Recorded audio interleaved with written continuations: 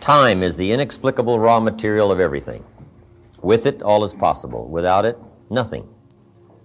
The supply of time is truly a daily miracle, an affair genuinely astonishing when one examines it.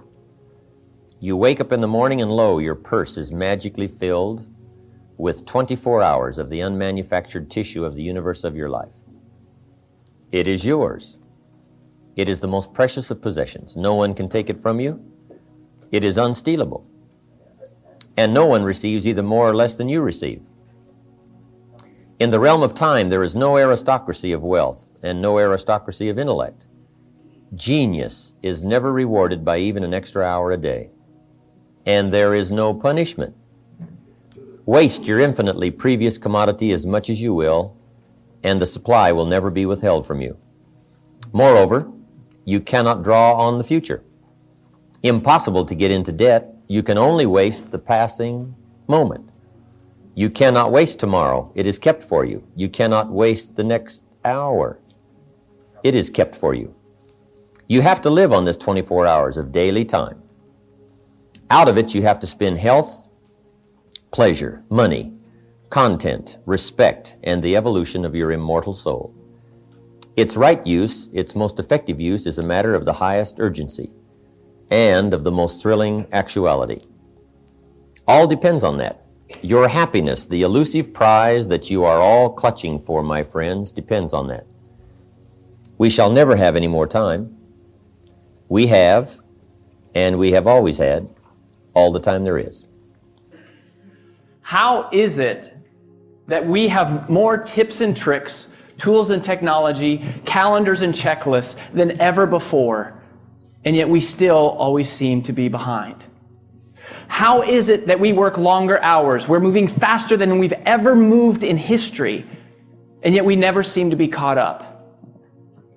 How is it that we know more about time management today, and yet stress is at an all-time high? The reason why is because everything you know about time management is wrong. Everything that you've ever heard about time management is all logical. Today, time management is no longer just logical. Today, time management is emotional. And how our feelings of guilt and fear and worry and anxiety and frustration, those things dictate how we choose to spend our time as much as anything that's in our calendar or on our to-do list. In fact, there is no such thing as time management. You can't manage time. Time continues on whether we like it or not. So there is no such thing as time management. Really, there is only self-management. Life is not just the passing of time. Life is not just the passing of time.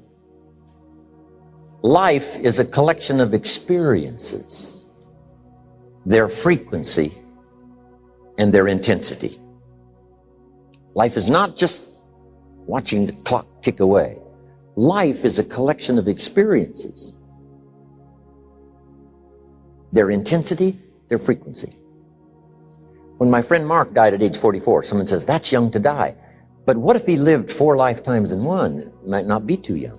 So here's whatever the span of your life turns out to be, here's what you want to fill it up with: experiences and the intensity of those experiences.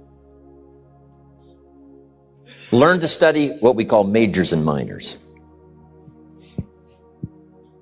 You pick up the phone. Here's what you must say when you pick up the phone. Is this a major conversation or a minor conversation? If it's minor, a few pleasantries and you're done. If it's major, maybe you've got to make a few notes. So here's the next one. Important conversations, make an agenda before you make the call. So what's major, what's minor? Now here's the key on this. Don't major in minor things. If you take up major time to do minor things, I'm telling you, you'll be behind the curve constantly. Here's what we learn in sales training. What's major time and what's minor time? Here's minor time, thinking about prospects. Here's minor time, making lists of prospects. Here's minor time, keeping books on prospects. Here's minor time, going to see the prospect. Here's minor time, evaluating the prospect after you've been there. That's all minor time. Here's major time, in the presence of the prospect. That's major time. And if you took a look, if you're in sales and you took a look at a week, you'd say, my gosh, I'm spending 90% of my time on the minor stuff and so little time on the major stuff in the presence of. How many hours in the presence of in my day? How many hours in the presence of during my sales week? Because the time that really counts is in the presence of the prospect. Majors and minors. Little phrase I have says, don't mistake movement for achievement. It's not that difficult to get busy. What you have to do is check to see what you're busy on. Because it's easy to haul out the trash and fix the screen door, get the car washed, take the kids to school. I mean, it's easy to stay busy, right? The key is on what?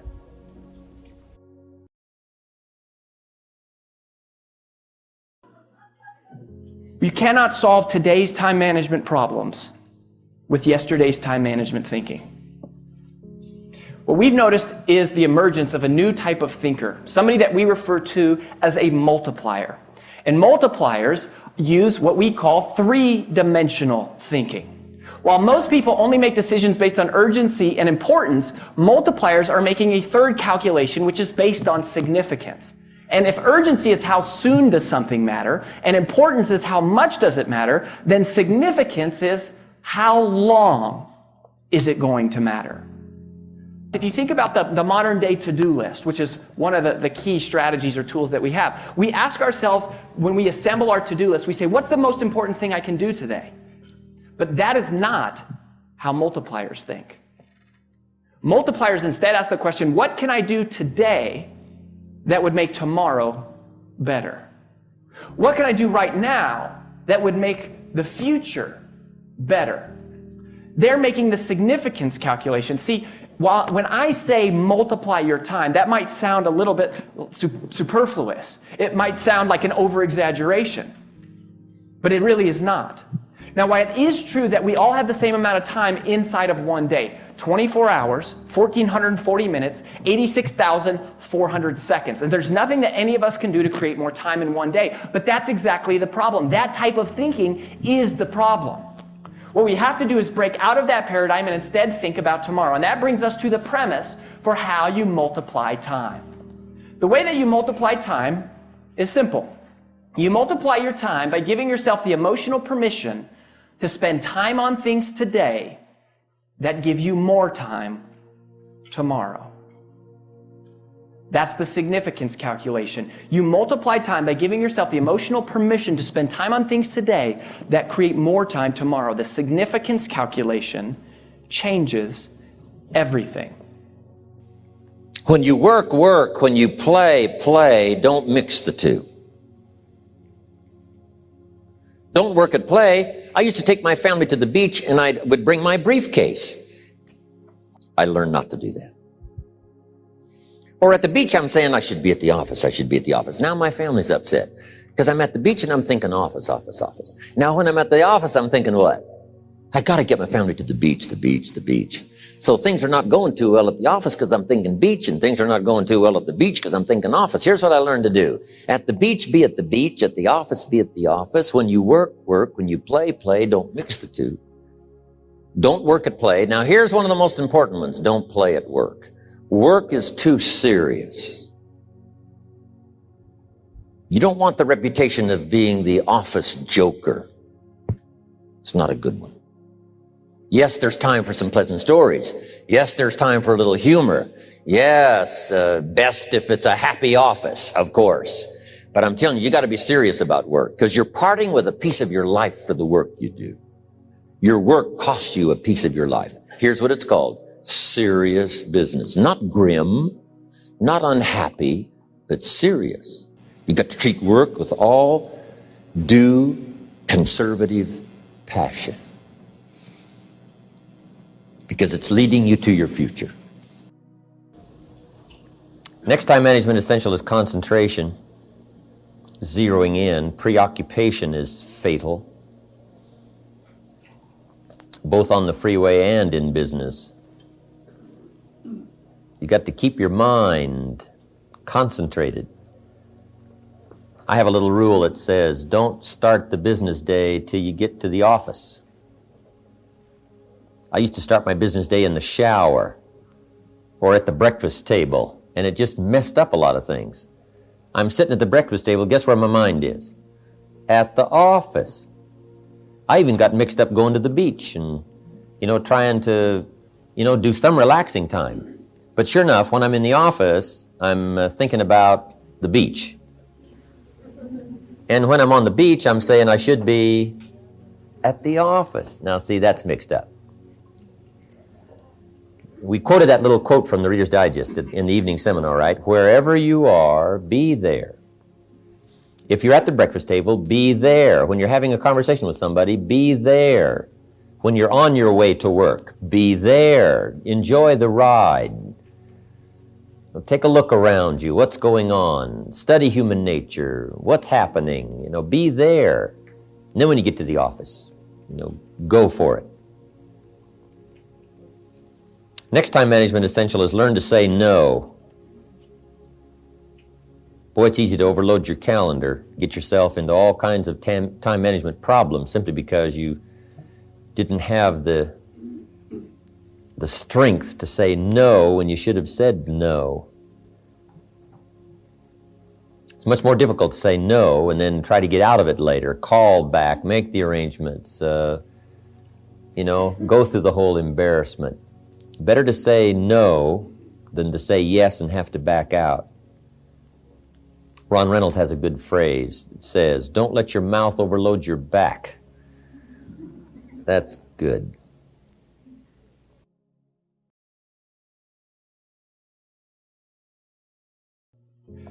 The focus funnel is our attempt to create a visual depiction that codifies the thought process that multipliers go through in their head unconsciously when they are evaluating how to spend their time. It's why some people create extraordinary, explosive, exponential results, and other people seem to kind of just create linear traction.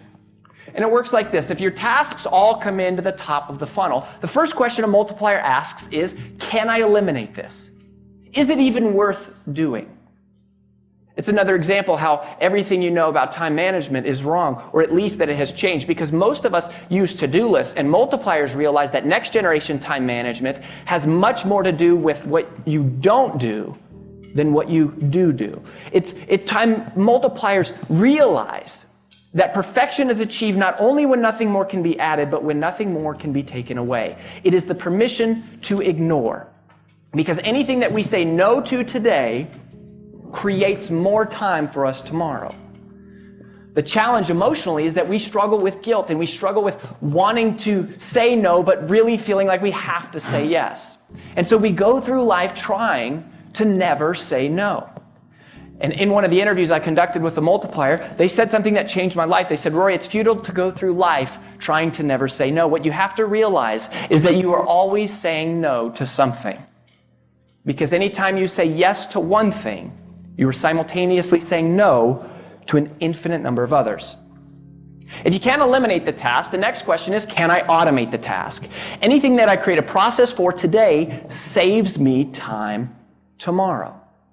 It's like setting up online bill pay. I never have 2 hours in my day to set up online bill pay. I just don't have time. And if I had 2 hours in my day, I would never use it to set up online bill pay. But a multiplier realizes that if I save 30 minutes a month from paying my bills by setting up online bill pay, then it makes sense to invest those 2 hours, because then after just 4 months' time, I will have broken even on that investment. And every month thereafter, I will get something we call ROTI, return on time invested. Automation is to your time exactly what compounding interest is to your money. Just like compounding interest takes money and it makes money into more money, automation takes time and it makes it into more time. The way that wealthy people think about money is exactly the same way that multipliers think about time, and they give themselves the permission to invest the time and energy to automate the process. If it can't be automated, then the next question is, can it be delegated? Can I teach someone else how to do this? But if you ask the average person, you said, are there things you know you could be delegating to somebody else? We would say yes. But then you say, well, why don't you train someone else to do it? And what most of us would say is we say, well, because they just can't do it as well as I can. And that may be true once, maybe twice, but it is only true absent the significance calculation. Because if you think longer term, you realize they'll be able to master the task just like you were. Significance changes everything. It's how you multiply your time. It's giving yourself the permission of imperfect for a little while, because over time they'll be able to figure it out. Now, if you can't automate or delegate a task, that task drops out the bottom of the funnel, and at that point there's only one remaining question. And that question is, should I do this task now? Must it be done now? Or can it wait until later? If the task must be done now, then that's what we call concentrate. It's the permission to protect. All right? The permission to protect. It's all about focus and eliminating distractions. And honestly, there's nothing all that exciting or new there. However, if you ask the question, can this wait until later? And you decide that the answer is yes, then that's not eliminate, automate, or delegate. That is what we call procrastinate on purpose. Procrastinate on purpose. Now, you're not going to procrastinate on it forever. You're going to pop that activity back to the top of the funnel, at which point it will enter into a holding pattern where it will cycle through the focus funnel until inevitably, one day, eventually, one of the other 4 strategies will be executed on whatever that task is. And what you find is that if something can continually wait, often what happens is you eventually develop the courage to do what you should have done in the first place, which was eliminate it. Or you discover a system for how to automate it, or someone rises up to the call of leadership. They rise up to the occasion, and it ends up being delegated. Or it ends up becoming something that is significant enough for you to spend your time on. Waiting to do something that we know we should do but we don't feel like doing, that's procrastination. That's the killer of all success. But waiting to do something because we're deciding intentionally that now's not the right time, that isn't procrastination. That isn't the killer of success. That's a virtue.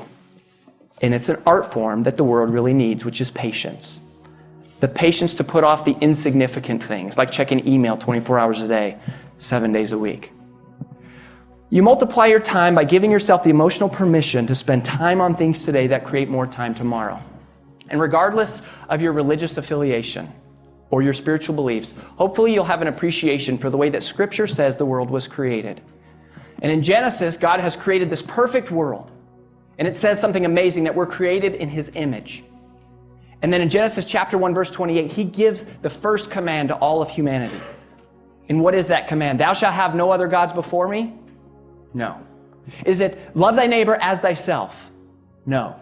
God's first command to all of humanity: be fruitful and multiply.